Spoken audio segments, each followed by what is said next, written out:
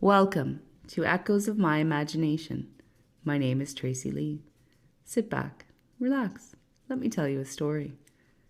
Today's story is called The Bell Sister of Ellunaria's Gate, where the edge of dusk rang like a song, and the keeper of endings learned the secret of beginnings. Let's get into it. They called it a gate, but there were no hinges, no walls, no city.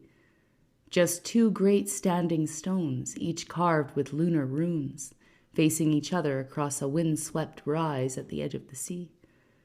Between them shimmered a veil of translucent blue, visible only during twilight, and through that veil passed only those whose names had been rung. Ellunaria was not a place, it was a moment, and the Bell sisters were its stewards. She was not born into the sisterhood.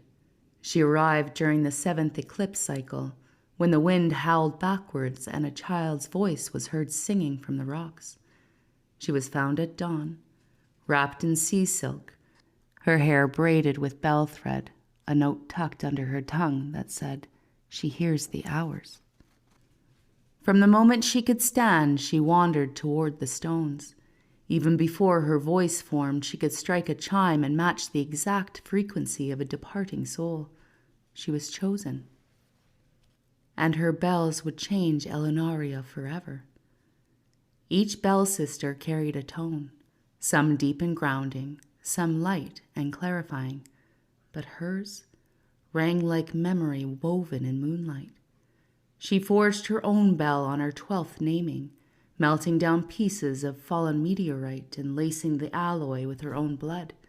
It sang in multiple dimensions. She named it Viralum. When Viralum rang, the veil opened and the dead stepped through, but they didn't walk into oblivion. They walked into reunion. It was not mourning. To ring a bell was to translate grief into beauty. Each farewell was a ceremony not of sorrow, but of clarity.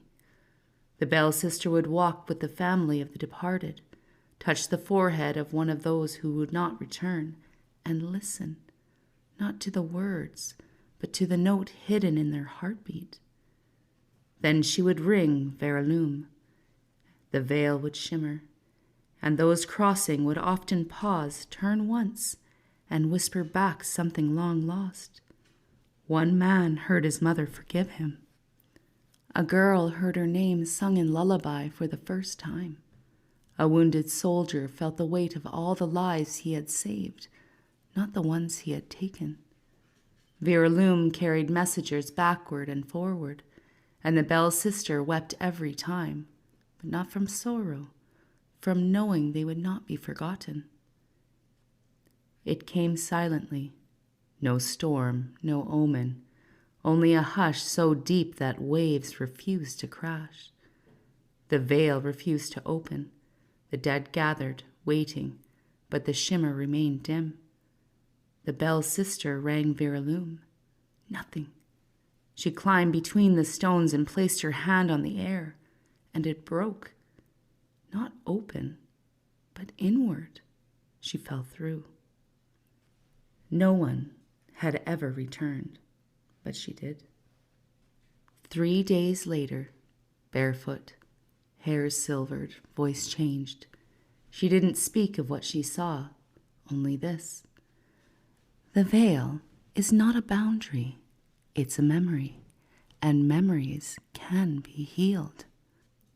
From that day forward, Ellunaria became not just a gate for farewells, but for beginnings. People crossed when they were lost, not dead, when they needed to start over, not finish. And the Bell sister stood beside the stones, ringing her strange, multi-layered bell, calling home those who didn't even know they had been gone.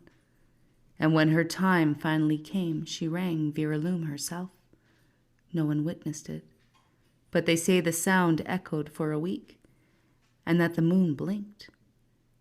And the wind sang her name in 7 tones, each one a goodbye that also meant, welcome back. And that's it for today. Thank you for listening to Echoes of My Imagination. My name is Tracy Lee. Don't forget to subscribe, share, follow, and like, and I'll catch you next time.